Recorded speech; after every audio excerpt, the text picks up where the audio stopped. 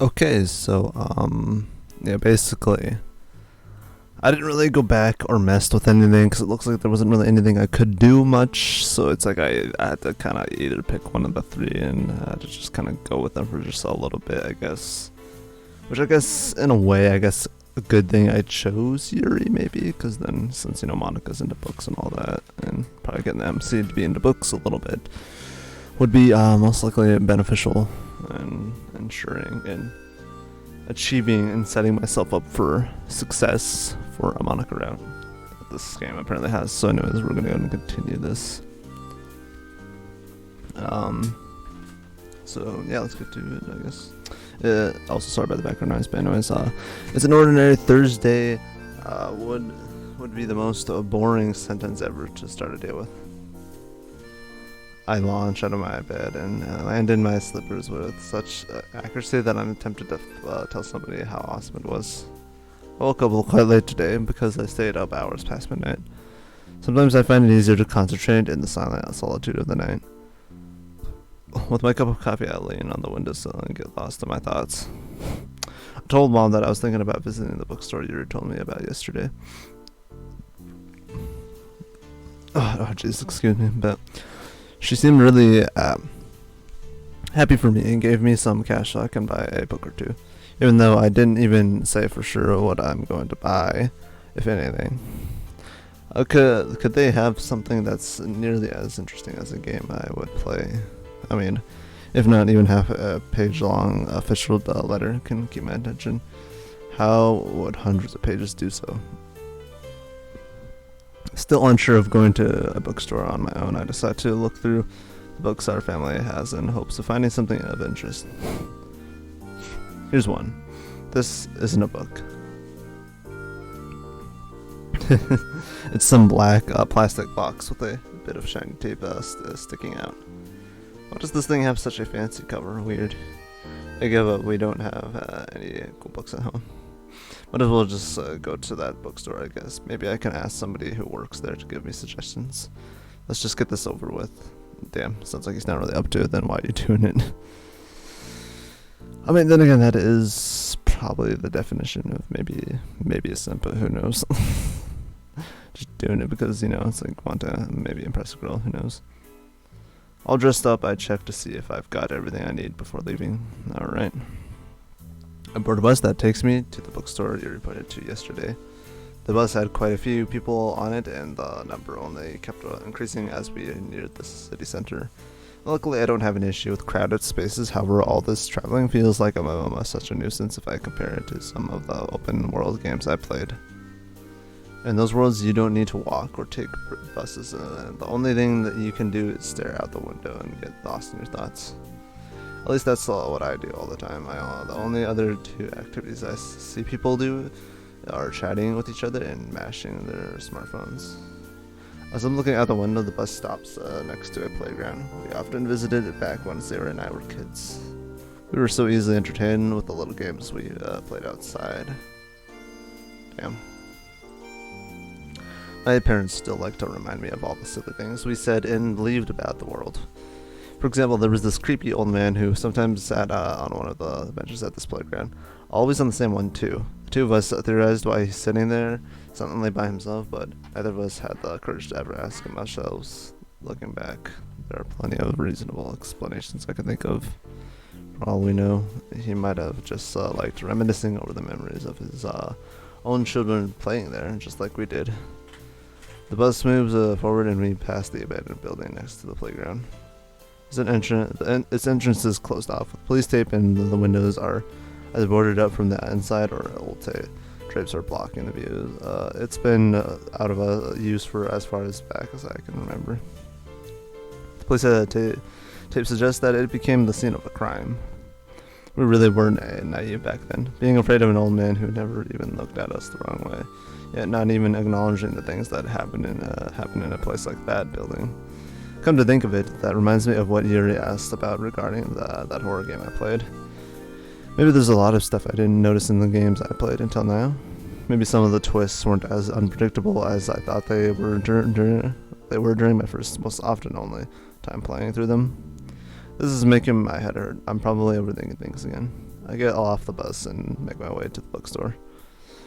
Alright, I wouldn't doubt if we ran into Yuri there, and oh, this is a pretty familiar background.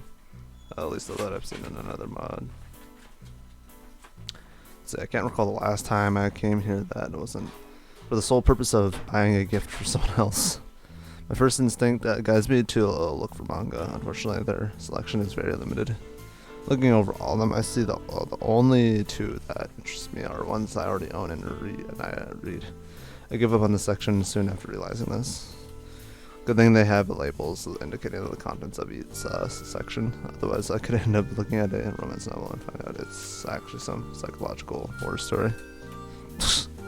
Self-referencing ones, or at least to the base game. I wonder what kind of books have fighting, shootouts, or other epic clashes. There was a game I played recently where I assumed the role of a detective and got to bash bad guys with the lead pipes. Or lead pipes. Maybe a detective novel then? I'll get over to the appropriate section and I start browsing. Basically, I'm just looking at the covers and reading a few sentences from the back of each book. This isn't working out for me. It'd be so much easier if they listed the kinds of things that happen in them, like how they show bits of scenes in movie trailers. I'm afraid books don't work that way. As I'm walking about, I find myself in the horror/thriller section. Hopefully I can find some action around here. As I turn the corner to the next row of shelves, I spot a dark-haired girl turn away from me, seemingly sorting through the books. She takes one down and returns it after glancing at it for a few moments. As she's putting them back, she's arranging them in a different order as well. Maybe she works here, in which case she might help me find a book if I ask nicely. Hello, excuse me, miss. The lack of a response surprises me. Perhaps she's listening to music and I was too quiet. I edge closer and reach out my hand to touch her shoulder in case she still can't hear me. Hello, just as I'm about to tap on her shoulder, she suddenly turns around and bumps into my extended arm. Ah. 3 thick the store's looking books bounce briskly on the floors as Yuri drops everything. That's the third worst reaction a girl gave me after noticing me. I'm sorry, I thought you... No, it's my fault. I should have... Don't blame yourself, I'm... sorry. Saying that nearly at the same time causes both of us to blush. I wasn't expecting to see you here, Yuri. You didn't. I should have. She did say she likes visiting this bookstore. It's not like this is her hangout spot. Not that you should have. Oh yeah, also, hopefully, this is the reason why I also, I guess at the beginning of the video that I said, oh yeah, I think I'm just gonna go with the flow for now, just to see what happens. Because I did look up a video where it was like this kind of thing also happened to someone else who was playing this, trying to do the manga route, basically. And they were kind of forced to pick one of the 3, so I think it looks like they went with Natsuki, but hopefully that doesn't matter. But hopefully it just doesn't forces me onto Yuri or something, because that would be BS, and I would try to play through it again and experiment more on how to stick on Monika's route, you know. So what brings you here, Steve Boy? I'm looking for a book. Yuri pauses for a moment, probably expecting me to give a title or description. However, I don't know as one, none of those. I ask which book you're looking for. I don't know. Maybe I should at least try to not sound clueless. Oh, do you have a description of the story? Perhaps the genre? If you know some of its major events, that can also help finding it. I'm playing with a lot of action, like sword fights or chases, space battles, you know. Correct me if I'm wrong, but you're not looking for a specific book with all those elements, are you? No. After the third shake of my head, I actually think about what she asked. All those things together sound like a pretty cool book. Especially with a protagonist that isn't afraid of anything. I was about to ask you where I can find a book like that, but only because I thought you worked here. I wouldn't want to keep you busy. No, you can ask me. Should I really ask her after telling her what I wanted to say? I mean, I can help you if you wanted to, if you would so desire. Yeah, that would be great. Let me just pick these books up for you first.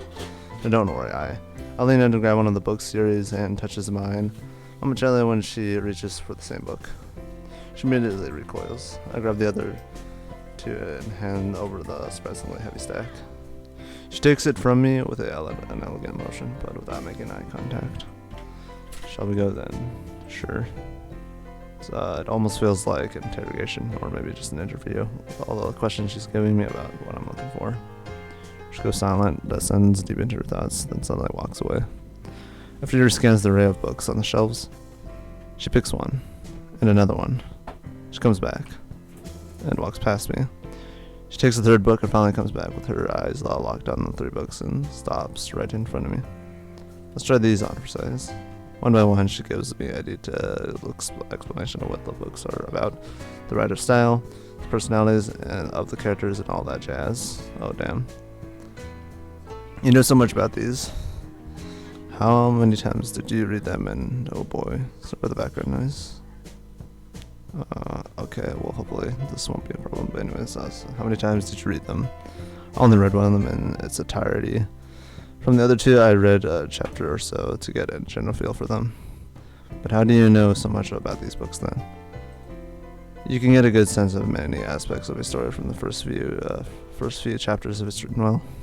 You see, there is much more unpredictably in something written badly than with a well-crafted but a formulaic piece of art. Since you mention it, take a fighting scene for example. The protagonist may know what kind of moves to expect from a master martial artist if he knows that a specific style. And oh boy. However, this doesn't give him the ability to evade the skillful blows of the master. Contrary to this, with an untrained practitioner of art, there is a great degree of unpredictability. That doesn't mean you should hold your breath for something exceptional, but there's a chance for you for a perfectly executed move, even if it's just a slim chance. That's kind of how I try to predict where a story will go if I see that it's written well. What if there's a twist? How do you predict that?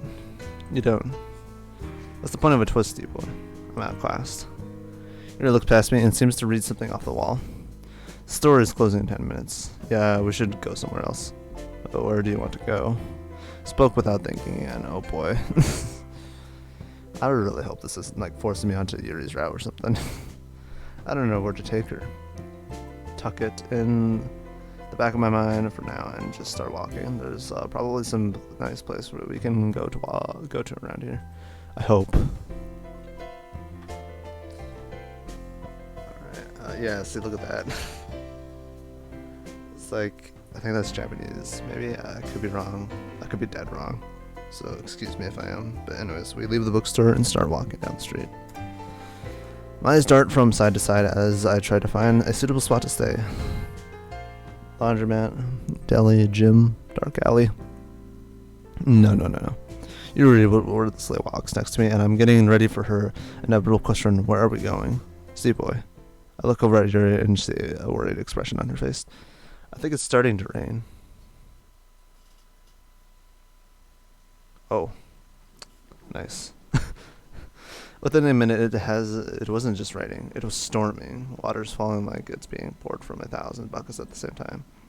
Even though we barely know each other, I could see we had the same thought racing in our heads. We have to find a roof over our head now. I spot a small diner-like store and motion Yuri to enter while I hold the door open for her. We look out the window to watch all the havoc we avoided by coming in here. I can only hope it won't last for too long. Not that I can complain with the company I get to keep, but I'm not sure if it's reciprocated yet. We might as well check what they have on the menu, seeing that the storm shows no sign of stopping anytime soon. After saying hello to the only employee we see, I check the blackboard that has a limited menu written on it with the white and color chalk. Oh, my favorite tea's on the menu. Oh, which one is it? Oolong tea. We could get a jug for the price of 2 cups. That's sure to set the mood. If that's okay with you, of course. Sounds good to me. We settle at one of the tables and I pour tea for both of us. It tastes strange at first. It could be because I didn't drink tea often, or it's just an unusual kind of anyway. Yuri looks out the window and traces the rim of her teacup with her finger. I like storms. What do you like about them?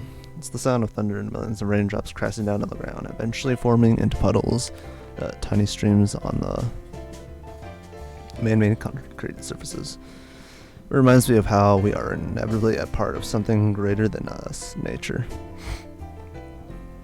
Whether we like it or not. Oh. So what's on your mind, Steve boy? Oh boy.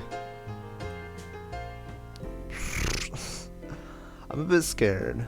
Like, why does it seem like it's like almost like it's forcing me onto Yuri? No, game, this is not what I want. Let's see. Remaining choices. Oh god, okay. Fine. New save it is, I guess. We live in a society. Great talk. Anything to keep her uninterested. I want to say something deep and insightful that she can relate to, so I dig deep in my mind in search of a topic. I find a kernel of a thought and latch on to it in hopes of finding a coherent train of thought. We live in a society. I let it aside. Train of thought got cancelled and I'm left at the station of pseudo-intellectualism. Or pseudo-intellectualism. Or however the hell you say it. I don't even know what that word means. I just heard it somewhere and thought it sounded smart. Yuri looks at me, expecting some more words to come out of my dumb mouth. Then she looks away and seems to be in deep in thought. I'm looking at her as she's fiddling with her hair. She's probably wishing the rain would go away so she could finally go home and not listen to my meaningless comments. As she's occasionally sipping her tea, a good minute or two passes. My gaze goes from the window back to her a few times before my anxious silence pushes me to say something. What do you think about Yuri? I'm sorry, I got lost in my thoughts. What you said reminded me of the societies in the books I read. Some of them being radically different. How so? Stories based on medieval history show how important nobility and royalty was back then. Although they were kept in higher regard, they too had their own obligations to fulfill. For example, what we think of as a princess today is very different from what that fate entailed to those girls. They were trained and educated to become ideal partners to their future husbands, who they often couldn't choose. Yeah. Makes sense. Sounds right. Did you ever dream of becoming one? A princess? Well, wouldn't say I dreamt about it, but a few people in my family called me that. Let's talk about you instead. Did I ever want to become a princess? Not yet, but who knows what fate has in store for me. Ha. God, indeed, we can't foresee what the fate will give to us or take from us, unfortunately. She looks away and her amused smile starts to waver as she finishes that sentence. Maybe she just didn't find my joke that funny. Oh, might be something about her mother, because it was like something about... The tea is taking its effect on me. Oh, yes. I think we did it. We made Yuri not like us. Let's go. Fuck, this is actually probably the weirdest thing to be happy about. It's just like, yes, I made sure the fucking girl doesn't like me. Dude, let's go. I'll be back in a few minutes. Just going to the toilet. Oh, okay, sorry. After asking polite for directions, she motions me towards a door in the back. Oh boy, I'm glad the prices are cheap, but it shows on the quality of their men's room as well. The whole thing is about as big as Mom's closet. While doing my business and trying to be quiet, I'm assessing the situation I got myself into. What even is this? Is this what people call romantic? Aren't I supposed to feel something special? I'm just feeling weird about being alone with a pretty girl like Yuri. It's a good thing she can't read my mind. For anyone for that matter, or anyone for that matter, jeez. After washing my hands, I go back to the girl with the nicely fitting sweater. She's looking out the window at the streets covered in rainwater. I sit in front of her. She gives me a modest smile and I pour myself the rest of the tea. Renee, oh my god, okay.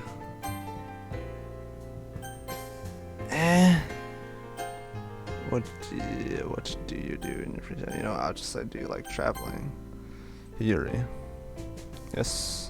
This might sound a little bit out of the blue, but do you like traveling? She lets out a barely audible sigh before giving her answers. I used to like it. She didn't give any further explanation. Is she trying to sound mysterious intentionally?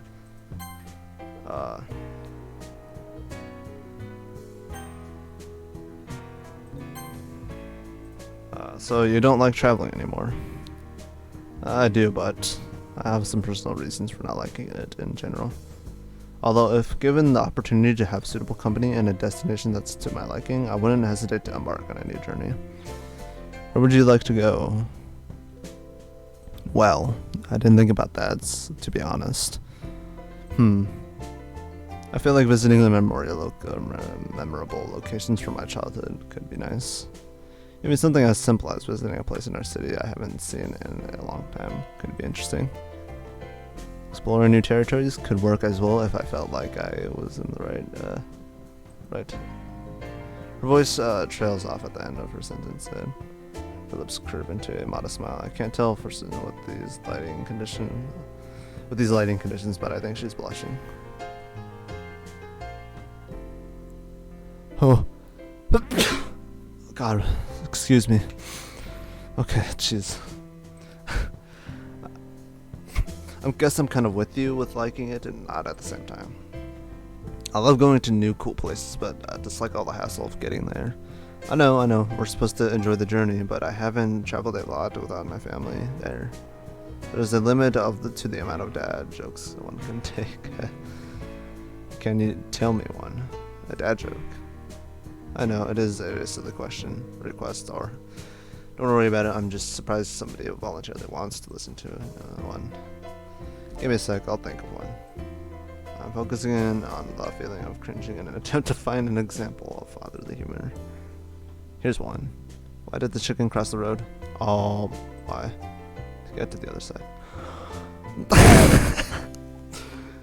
Oh my god, jeez. She gives me a meek smile, which is to be expected for a stupid joke like this one. Still, it's like her thoughts went off somewhere else yet again. I've heard this one so many times I couldn't count.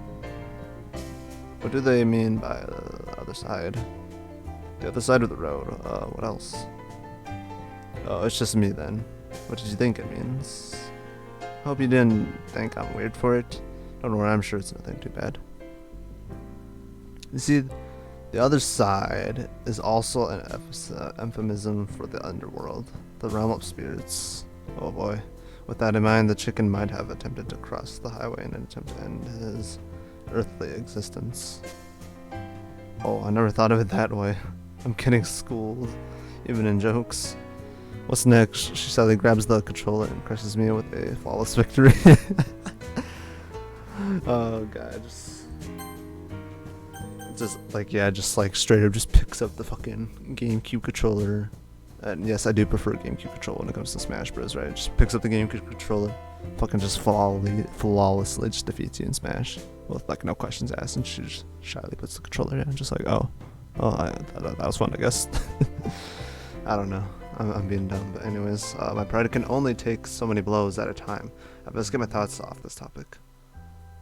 Our table, like most of the others, has a small menu with all the drinks and meals listed. I looked through it, but find nothing particularly interesting. What did I expect? Scrambled Easter eggs? I join Yuri in looking out the window. Sitting in silence together almost feels like an intimate exercise. It feels weird, but in a good way. Outside the storm subsided into a meager trickle and rays of sunshine shoot through the newly formed gaps between the gray clouds. Ooh, what's the time? Yuri lets out a quiet gasp as she looks on her phone. I'm sorry, but I have to go. I didn't inform my mother about going somewhere else after the library. It's not that late. Do you think she's already worried? She could be. Nonetheless, I'd like to thank you for this little adventure. It doesn't have to end here. Yuri looks at me like I said something wrong. I mean, I got nothing better to do. I might as well walk you home. Walk me home? Oh no. Please, MC, don't. Yeah, you know. We could chat on the way. You know what? I'm not gonna call him MC anymore. He's Steve Boy for now. It's Steve Boy, don't do this. You're in a hurry, I'm not. It works out, see. Indeed. We leave the diner after returning our cups and jug. Wait, jug? Yeah, I guess jug. Since the rain is still trickling, we quickly make our way to the nearest bus stop and wait under the shelter roof. Yeah, like yesterday, we are lucky enough to find 2 seats available and we sit side by side. A conversation develops, although it's a bit one-sided. The next day, he wakes up and forgets everything that happened between him and his childhood friend. I don't get it. So it's like he has amnesia from the shock of seeing the girl die in such a gruesome way, not being able to save her. Once again, it's like referencing the main game. It's like, I think it's talking about like one after, you know, the Sayori moment. Then like the game kind of like resets. And then here like it plays it off like, oh yeah, Sayori's supposed to be there, and then all of a sudden the game just recorrects itself in. Yeah, basically. Basically, that's what this is. The events don't stop there. In fact, all of his friends die in tragic ways as the days progress. The reader is led to believe one of the leading characters is behind it all. But in the end, even she dies. I still don't get it. I mean, the whole appeal of such a story. I was rambling again, wasn't I? It's okay. No, I should pay more attention. I've been told that, despite my valuable insights in literature, I can't force my passion upon others. So if you ever feel overwhelmed by me, don't be afraid to just say stop. Like I say forward. Come again? Quick, change the subject. So, what's your favorite food? That's quite the change in subject, Steve-boy. That is what I was going for. Being stealthy about it didn't work, however. But since you asked, the one thing that comes to mind are crepes. I don't know how to pronounce that. Crepe? I don't know. Oh, crepe. Specifically, oh jeez. Excuse me. Specifically one with peanut butter and banana filling. Maybe I'm just fond of it because of some memories. What kind of memories? So, Steve Boy, what's your favorite color? This one time I get the hint and let go of my question. Our conversation continues for a few minutes, and Yuri looks out the window and goes silent for a couple of seconds. Turning back, she stares intently into my eyes. We're here. I push the stop signal and we get off the bus shortly after. We go to the rest of the way on foot. Slowly nearing the end of this little adventure in the sunset. Yuri's phone buzzes on the way. She reads the short text message and puts it away with the same elegance shown in the way she walks. I believe this is it. I don't know how to pay you back for today, but I paid for half of the tea. Oh, maybe this will do for now. Onaga sent a text about meeting at an ice cream shop tomorrow. I would like to invite you too. Maybe we could continue our adventure. I'm down for that. Splendid. Yuri explains the details of tomorrow's meeting and goes silent again. I guess it's time to say goodbye. She hesitates to speak, then leans in and gives me a kiss on the cheek. No, fuck no! Don't do this. No. As she pulls back, I barely have enough time to see her face blushing bright red before she slowly rushes through the entrance of her house. Thanks. No, this can't be it. Friday, oh god.